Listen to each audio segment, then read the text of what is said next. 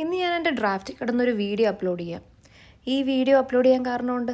പപ്പേനെ മാത്രം എൻകറേജ് ചെയ്താൽ പോരല്ലോ, അമ്മേനെ എൻകറേജ് ചെയ്യണ്ടേ. എൻ്റെ അമ്മയുടെ ഒരു ചെറിയ ഗാർഡനിലേക്ക് പോവാം.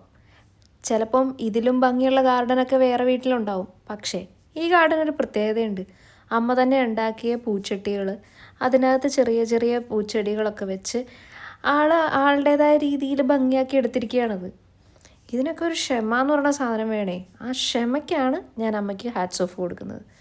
സംഭവം വലിയ പെർഫെക്ഷനിലേക്ക് പോയില്ലെങ്കിലും ഉണ്ടാക്കി വെച്ചിരിക്കുന്നത് എന്തൊക്കെയാണേലും അടിപൊളിയായിട്ടുണ്ട്.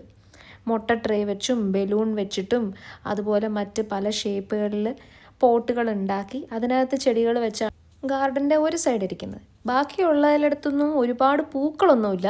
പക്ഷേ എനിക്ക് കണ്ടതിൽ വെറൈറ്റി ആയിട്ട് തോന്നിയത് ഒത്തിരി ഡിഫറെൻ്റ് ആയിട്ടുള്ള ഇലകളുള്ള ചെടികളുണ്ട്. ഇത് കുറച്ച് ദിവസങ്ങളായിട്ട് ഇങ്ങനെ അമ്മ അതിന് വെള്ളമൊക്കെ ഒഴിച്ച് പരിപോഷിപ്പിച്ചുകൊണ്ടിരിക്കുകയാണ്. ഇപ്പോൾ ഉള്ള വ്യൂവിൽ നല്ല രസമുണ്ട്. നല്ല പൂക്കളൊക്കെ ആയിട്ട് നല്ല ഭംഗിയായിട്ടുണ്ട് ആ ഒരു ചെടികളൊക്കെ കാണാൻ. അവിടെ ചെറിയൊരു ഫിഷ് ടാങ്ക് ഒക്കെ ഉണ്ട് കേട്ടോ ഞങ്ങൾക്ക്.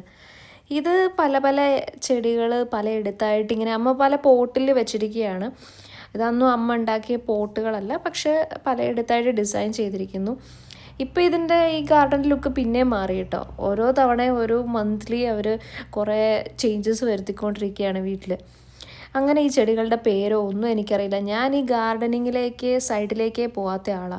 അപ്പോൾ എനിക്കിത് കണ്ടിട്ട് തോന്നിയത് ഇതൊക്കെ ചെയ്യണമെങ്കിൽ വേണ്ട ഒരു ക്ഷമയുണ്ടല്ലോ, അല്ലെങ്കിൽ ഇതിന് വേണ്ടിയിട്ടുള്ളൊരു ഇൻട്രസ്റ്റ് ഉണ്ടല്ലോ, അത് ചിലർക്ക് മാത്രമേ ഉണ്ടാവുള്ളൂ.